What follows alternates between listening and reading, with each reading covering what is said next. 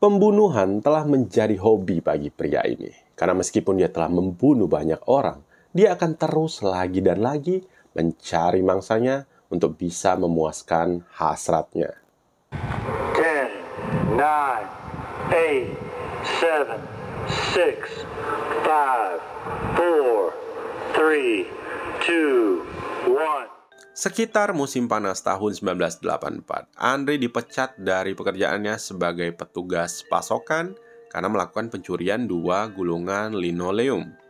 Tuduhan tersebut telah diajukan terhadapnya pada bulan Februari sebelumnya, dan dia telah diminta untuk mengundurkan diri secara diam-diam, tetapi dia menolak untuk melakukannya karena dia membantah tuduhan tersebut. Dan kemudian Andre mendapat pekerjaan baru sebagai juru tulis persediaan di Rostov sekitar tanggal 1 Agustus, di mana dia kembali melakukan pembunuhan keesokan harinya. Korbannya adalah seorang gadis berusia 16 tahun bernama Natalia. 5 hari kemudian, Lyudmila, seorang gadis remaja 17 tahun, juga menjadi korbannya yang dia pikat ke tepi Sungai Don dengan dalih menunjukkan jalan pintas ke terminal bus. Mayatnya ditemukan keesokan harinya dengan kondisi yang mengenaskan.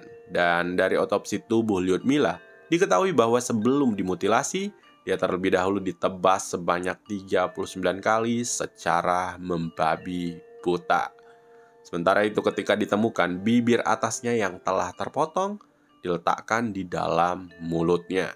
Beberapa jam setelah melakukan kejahatannya kepada Lyudmila, Andre melakukan perjalanan bisnis ke ibu kota Uzbekistan untuk membeli saklar listrik.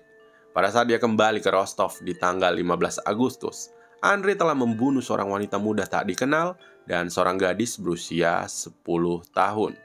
2 minggu setelah kejadian tersebut, tubuh telanjang bocah laki-laki berusia 11 tahun bernama Alexander ditemukan di tepi Sungai Don. Alexander diketahui tewas terbunuh setelah dicekik, dikebiri dengan bola matanya dicongkel, yang dibuang beberapa meter dari posisi tubuhnya ditemukan.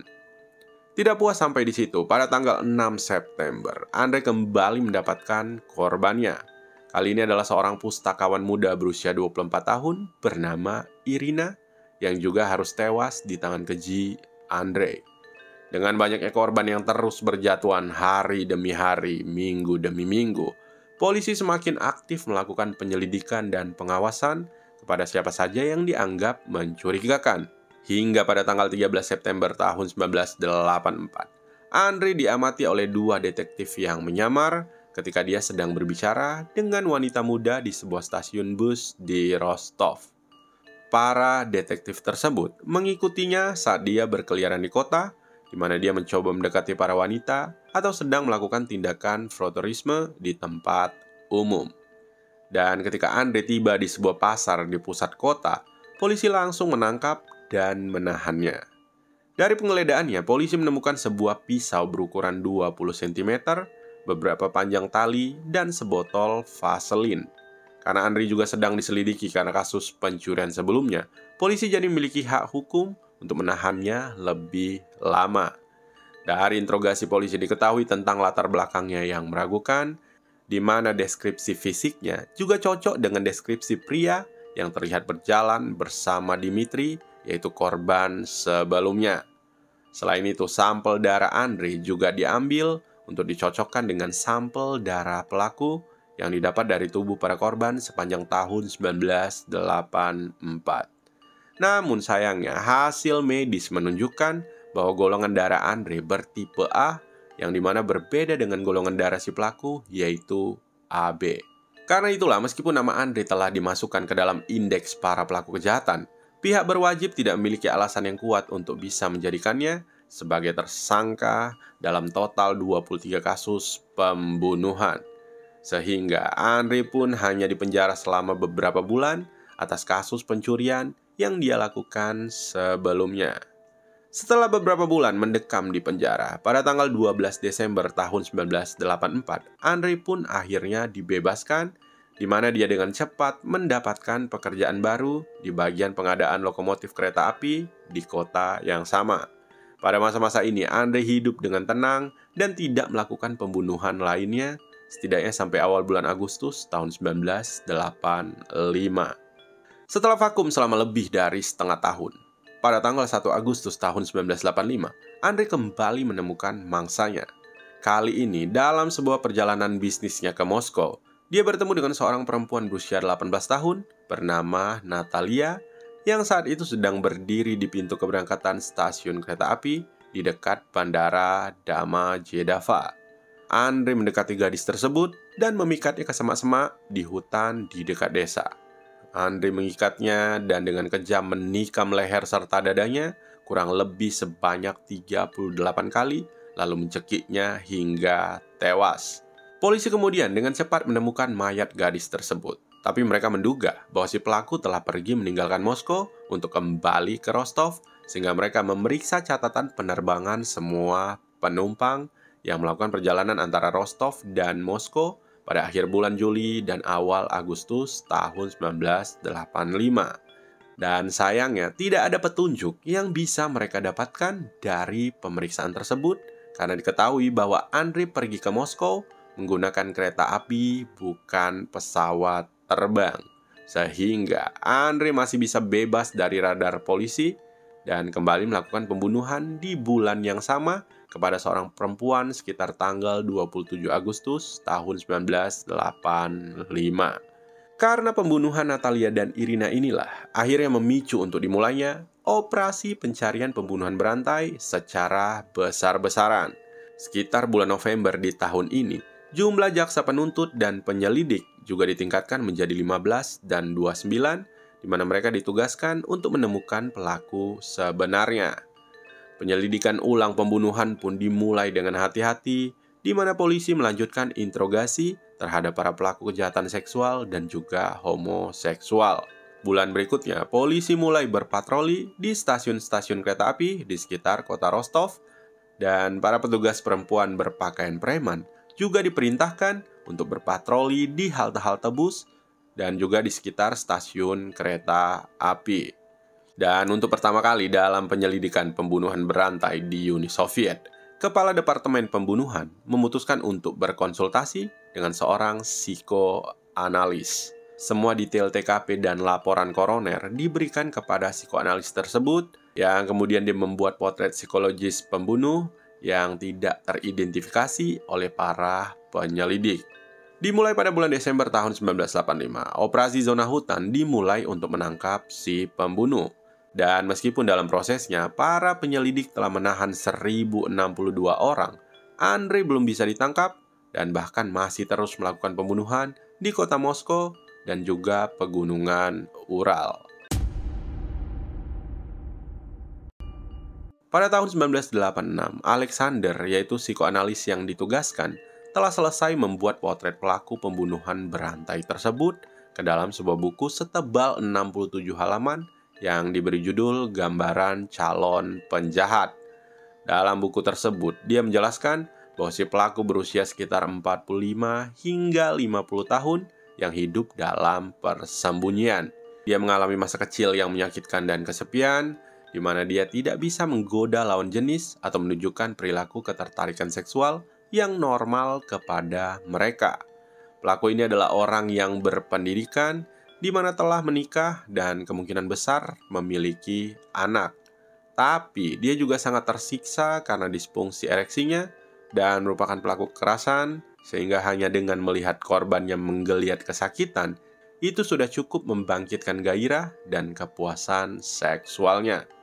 Sementara itu, tindakan pembunuhan yang telah dia lakukan adalah sebuah metafora untuk tindakan seksual yang gagal dicapai si pelaku, di mana penggunaan pisau dikatakan sebagai pengganti yang tidak masuk akal untuk alat kelamin yang tidak mampu berfungsi secara normal. Alexander mengatakan orang ini tidak sakit jiwa ataupun cacat mental. Dia terlihat dan berperilaku sangat normal dan para korban mempercayainya. Dia tidak memiliki kemampuan khusus, tapi dia percaya bahwa dia berbakat. Orang ini memiliki rencana yang jelas untuk melacak dan memikat mangsanya, dan dia mencoba untuk benar-benar mematuhinya. Orang ini adalah heteroseksual atau pria normal secara seksual dan bukanlah seorang homoseksual. Sementara itu, kehadiran anak kecil dapat berfungsi sebagai objek simbolis baginya untuk melampiaskan kebencian dan penghinaan di masa kecil dan remajanya. Ada beberapa alasan untuk mencongkel kedua mata, tetapi dari TKP kami tidak tahu mengapa kedua mata dicongkel.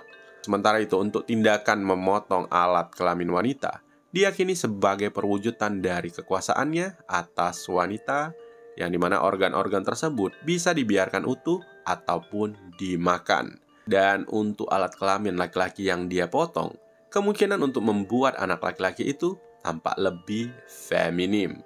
Sementara itu, dari banyaknya luka tusukan yang ada di tubuh korban, adalah cara si pelaku untuk menembus korban dalam artian seksual. Alexander juga mengatakan bahwa jika dia merasa dirinya dalam bahaya, dia mungkin akan berhenti membunuh untuk sementara waktu. Tapi, dia tidak akan berhenti sama sekali kecuali dia tertangkap ataupun mati. Sementara itu, Andre terus mengikuti penyelidikan dengan hati-hati. Dia selalu membaca laporan surat kabar tentang perburuan pembunuhan yang mulai muncul di media, di mana dia juga tetap menjaga dorongan pembunuhannya tetap terkendali.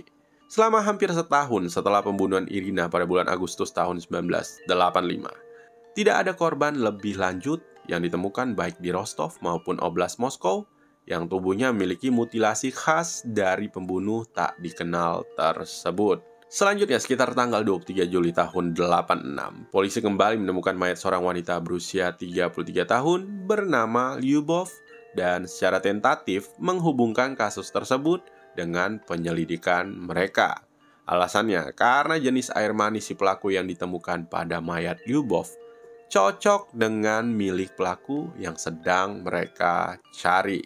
Selain itu, korban juga telah ditelanjangi sebelum dibunuh dengan tikaman lebih dari 20 kali.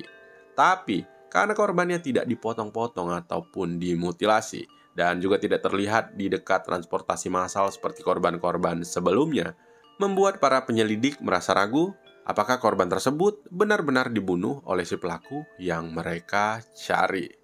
Kemudian pada tanggal 18 Agustus tahun 86, seorang korban ditemukan terkubur dalam depresi tanah di lahan pertanian kolektif di kota Bataisk. Dia adalah seorang sekretaris pengadilan berusia 18 tahun bernama Irina. Dia ditemukan dengan tubuh yang telah dibelah terbuka dari leher sampai alat kelaminnya dengan satu payudaranya dan matanya yang dipotong. Luka-luka yang ditimbulkan kepada korban tersebut dikatakan mirip dengan para korban yang terbunuh antara tahun 1982 hingga 1985. Dari penemuan mayat Irina ini, polisi meyakini bahwa si pelaku hanya kembali ke Oblast Rostov ketika musim panas, karena mayat-mayat yang ditemukan antara tahun 85 dan 86 semuanya terbunuh pada musim gugur.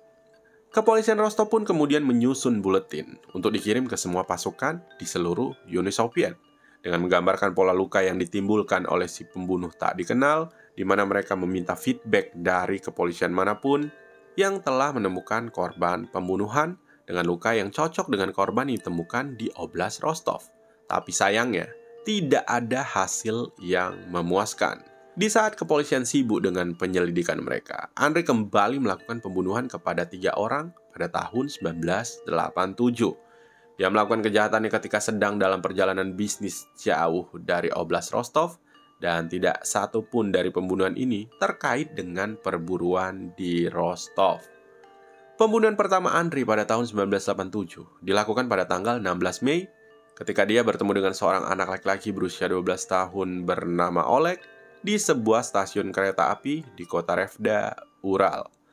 Oleg dipikat dengan makanan dan kemudian dibunuh di hutan dekat stasiun, meskipun tubuhnya tetap tidak ditemukan sampai tahun 1991.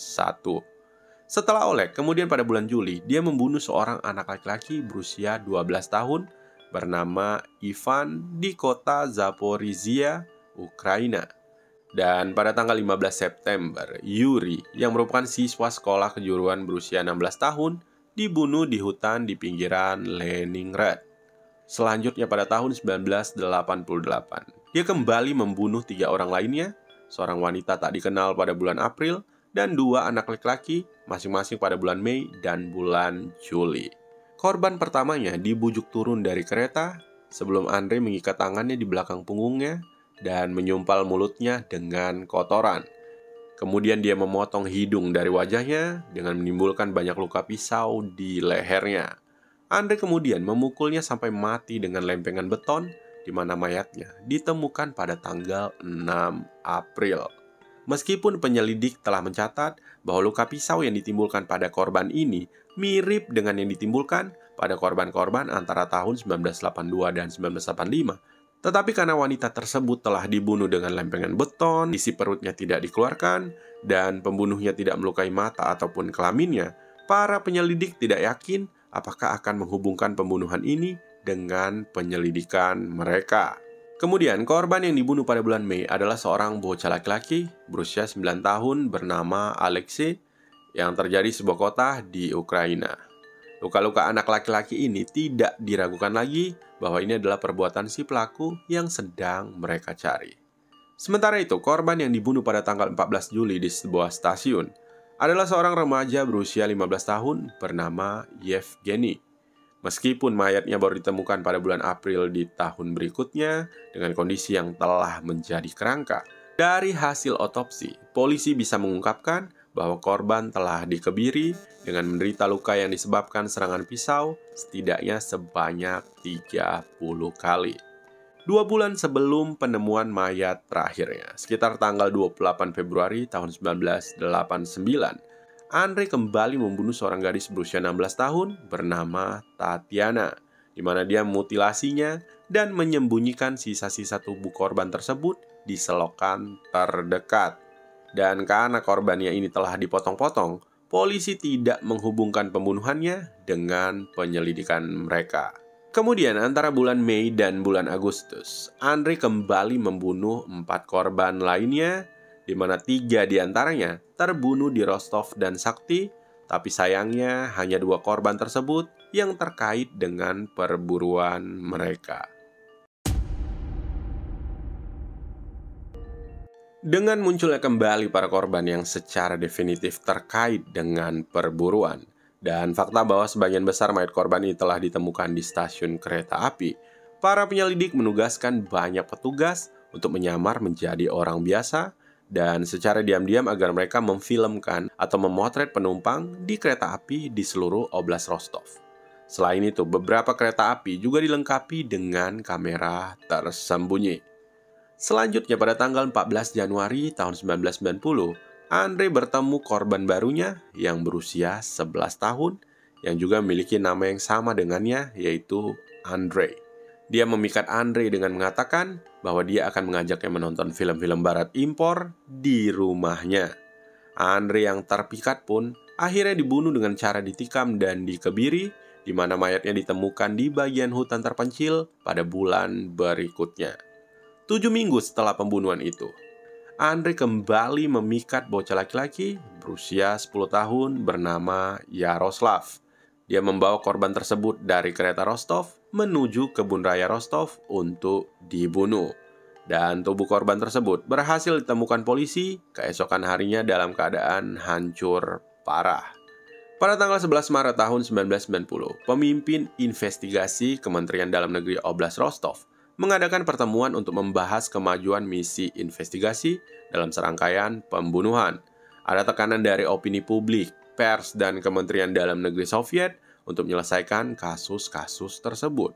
Para penyelidik telah menghabiskan banyak waktu dan tenaga selama bertahun-tahun dalam misi investigasi untuk bisa menangkap si pembunuh, di mana bahkan pada tahun 1986, Viktor Blakov sebagai pemimpin investigasi juga harus dirawat di rumah sakit selama 3 minggu karena kelelahan yang dikombinasikan dengan ketegangan saraf yang disebabkan oleh tekanan untuk menangkap para pembunuh.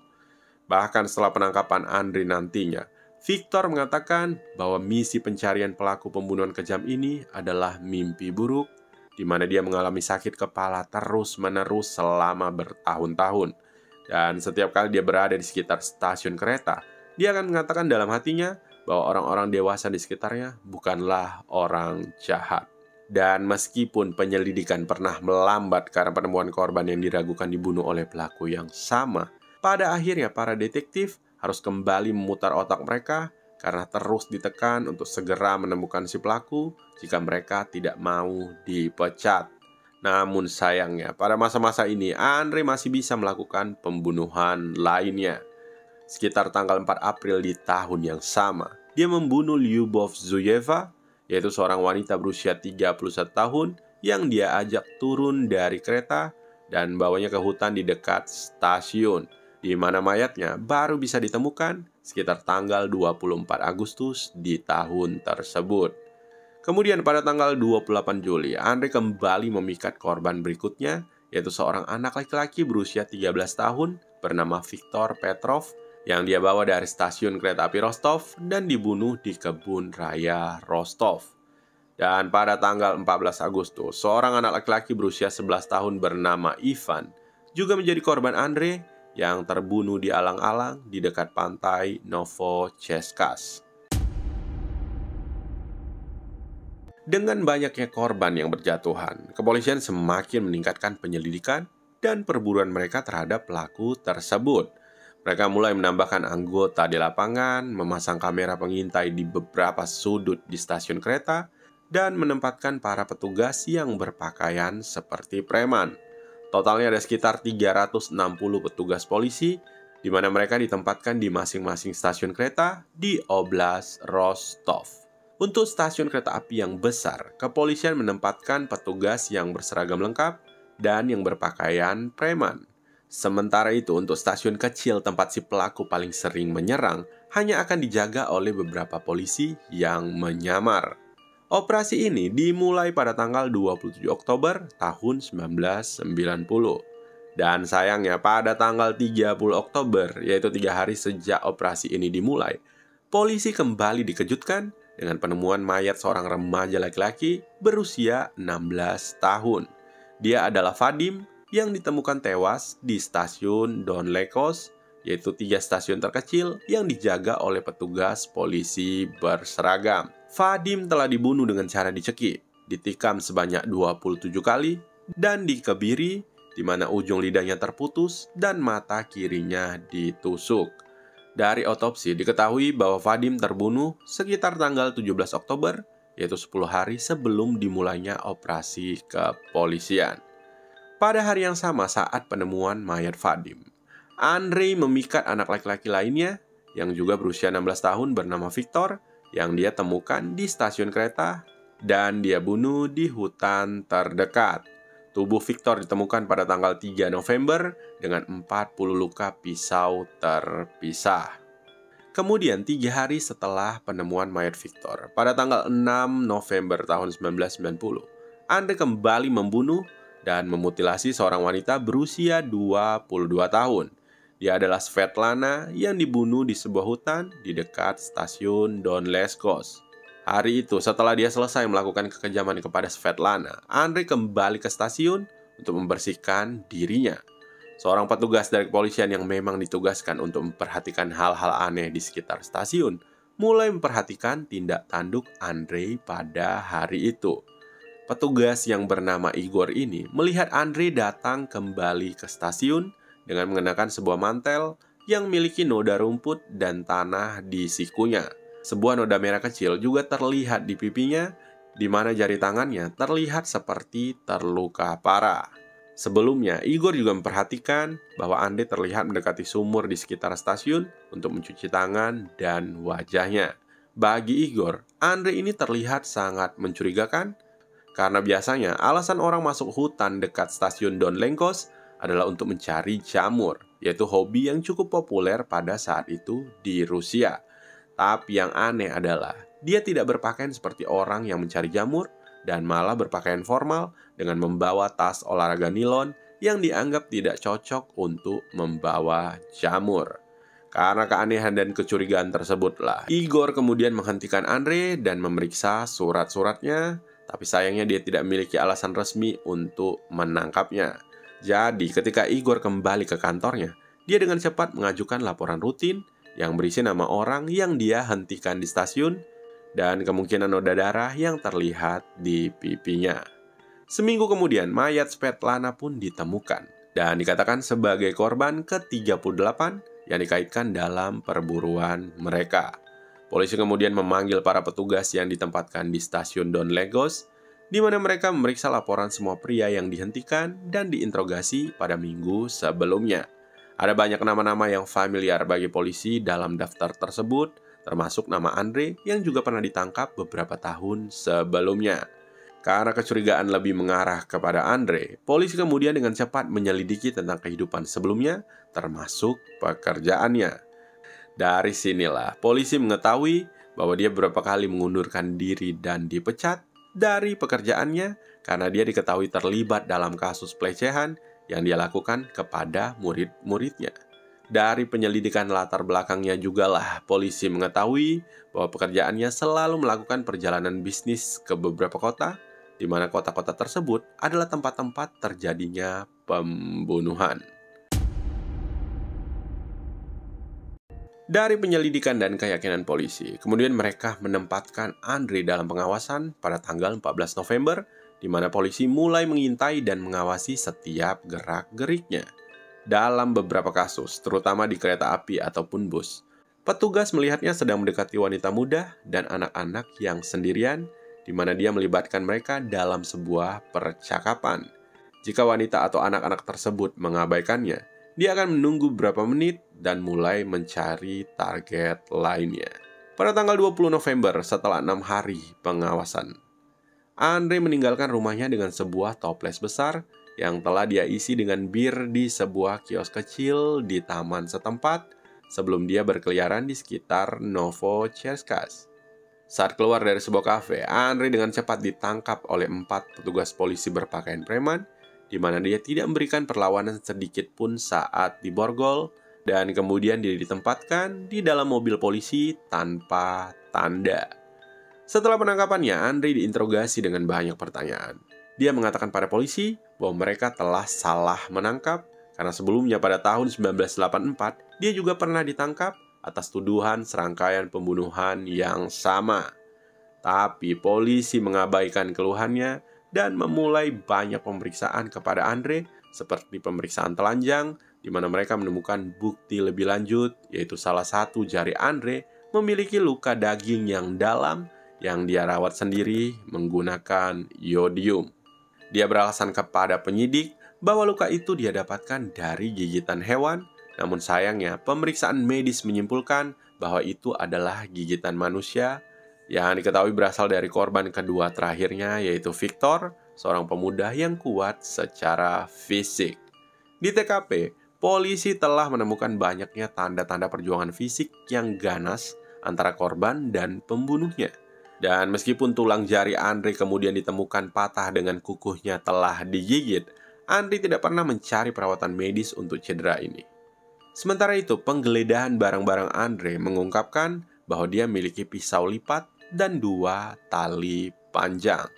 Sampel darahnya diambil dan dia ditempatkan di sel di dalam markas KGB di Rostov dengan seorang informan polisi yang diperintahkan untuk melibatkan Andre dalam percakapan guna mendapatkan informasi apapun dari Andre. Keesokan harinya, tanggal 21 November, interogasi resmi terhadap Andre pun dimulai yang dilakukan oleh Isa Kostoyev. Strategi yang dilakukan oleh polisi untuk mendapatkan pengakuan dari Andre adalah membuat Andre percaya bahwa dia adalah orang yang sangat sakit yang membutuhkan bantuan medis. Tujuannya adalah untuk memberi Andre harapan bahwa jika dia mengaku, dia tidak akan dituntut dengan alasan kegilaan. Sementara itu, di hari yang sama, hasil tes darah Andre kembali mengungkapkan bahwa golongan darahnya bertipe A dan bukan bertipe AB. Karena jumlah bukti fisik dan tidak langsung yang sejauh ini dikumpulkan oleh para penyelidik telah mengindikasikan bahwa Andre memang pembunuh yang mereka kejar. Ditambah fakta bahwa para penyelidik telah menyimpulkan golongan darah si pelaku menggunakan sampel air mani yang diperoleh dari pakaian dan tubuh 14 korban. Dan dari hasil uji sampel air mani Andre menegaskan bahwa dia memiliki air mani bertipe AB, sedangkan darah dan air liurnya adalah tipe A. Sepanjang interogasi, Andre berulang kali membantah bahwa dia telah melakukan pembunuhan, meskipun dia mengaku telah menganiaya beberapa muridnya selama karirnya sebagai guru. Hingga pada tanggal 29 November, petugas kembali memanggil psikoanalis Alexander untuk membantu menginterogasi Andre. Dalam waktu 2 jam, Andre menangis kepada Alexander, di mana dia mengaku bersalah atas banyaknya pembunuhan tersebut. Andre mengakui 36 pembunuhan dari 38 yang dituduhkan kepadanya, meskipun dia menyangkal 2 pembunuhan tambahan yang dilakukan pada tahun 86 yang awalnya diyakini polisi telah dilakukannya. Andre memberikan penjelasan lengkap dan terperinci tentang setiap pembunuhan dalam daftar tuduhan yang semuanya konsisten dengan fakta yang diketahui mengenai setiap pembunuhan. Ketika diminta, dia bisa menggambar sketsa kasar dari berbagai TKP, menunjukkan posisi tubuh korban dan berbagai landmark di sekitar TKP. Dalam banyak kasus, terutama dengan korban laki-lakinya, Andre menyatakan bahwa dia akan mengikat tangan korban di belakang punggung mereka dengan tali panjang sebelum dia melanjutkan untuk membunuh mereka. Dia biasanya akan menimbulkan banyak luka pisau pada korban, dimulai dengan luka dangkal di daerah dada, sebelum menimbulkan luka tusuk dan tebasan yang lebih dalam, yang biasanya sebanyak 30 hingga 50 tusukan pisau. Kemudian, sebelum melanjutkan untuk mengeluarkan isi hati korban, Andre menggeliat di atas tubuh mereka sampai dia mencapai orgasme. Dengan banyaknya pembunuhan yang telah dia lakukan, Andre dikatakan telah menjadi mahir dalam menghindari semburan darah dari tubuh korbannya saat dia menimbulkan luka pisau pada mereka. Dia juga secara teratur duduk atau jongkok di samping korbannya sampai jantung mereka berhenti berdetak, di mana dia juga menambahkan bahwa tangisan dari para korbannya memberikannya relaksasi dan kesenangan tertentu. Ketika ditanya kenapa sebagian besar mata korbannya tidak dicongkel seperti korban-korban sebelumnya, Andre menjawab bahwa awalnya dia percaya dengan tahayul Rusia kuno yang mengatakan bahwa wajah si pembunuh akan tersimpan di mata korbannya. Namun setelah bertahun-tahun berikutnya, dia menjadi yakin bahwa itu semua hanyalah dongeng belaka. Jadi dia memutuskan untuk tidak lagi mencongkel mata korbannya. Andre juga mengaku bahwa dia sering mencicipi darah korbannya, yang membuatnya merasa kedinginan dan seluruh tubuhnya gemetaran. Selain itu, dia juga mengatakan telah merobek alat kelamin, bibir, puting susu, dan lidah para korbannya dengan giginya sendiri. Dalam beberapa kasus, Andre akan memotong atau menggigit lidah korbannya ketika dia sedang melakukan eviscerations, yaitu tindakan menonjolkan organ tubuh bagian dalam ke arah luar melalui luka. Kemudian ketika korban sekarat dan hampir mati, dia akan berlari mengelilingi korban dengan menarik lidah mereka. Dan meskipun dia mengaku mengunyah rahim korban perempuannya serta kemaluan korban laki-laki yang telah dia potong, tapi akhirnya dia akan membuang bagian-bagian tersebut dan hanya menelan puting susu atau lidah beberapa para korbannya. Kemudian pada tanggal 30 November tahun 1990, secara resmi Andre didakwa atas masing-masing dari 36 pembunuhan yang telah dia akui, yang semuanya telah dilakukan antara bulan Juni tahun 1982 hingga November tahun 1990. Selama hari-hari berikutnya, Andre kembali mengakui 20 pembunuhan lainnya yang tidak terkait dengan penyelidikan kasus tersebut. Selanjutnya pada tanggal 20 Agustus tahun 1991, setelah polisi menyelesaikan interogasi mereka, termasuk peragaan ulang pembunuhan di setiap TKP, Andre dipindah ke sebuah institut di Moskow untuk menjalani evaluasi psikiatri 60 hari untuk menentukan apakah dia kompeten secara mental untuk diadili. Dia dianalisis oleh seorang psikiater senior yang mencatat bahwa Andre memiliki berbagai masalah fisiologis yang dikaitkan dengan kerusakan otak prenatal. Dan setelah melakukan penelitian panjang tentang sejarah kehidupan Andre, psikiater menyimpulkan pada tanggal 18 Oktober bahwa meskipun dia menderita gangguan kepribadian ambang dengan fitur sadis, Andre tetap layak untuk diadili.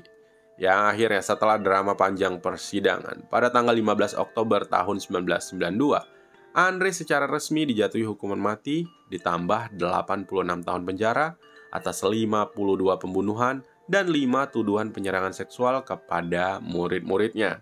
Kepada pers, hakim mengatakan bahwa mereka tidak memiliki alternatif lain untuk menghukum Andre, jadi hukuman mati adalah satu-satunya jalan terbaik untuk bisa menghukumnya. Setelah putusan ini, Andre masih berusaha mengajukan banding hingga gerasi. Dan banding terakhirnya ditolak pada tanggal 4 Januari tahun 1994, di mana dia kemudian akhirnya dieksekusi pada tanggal 14 Februari di tahun yang sama.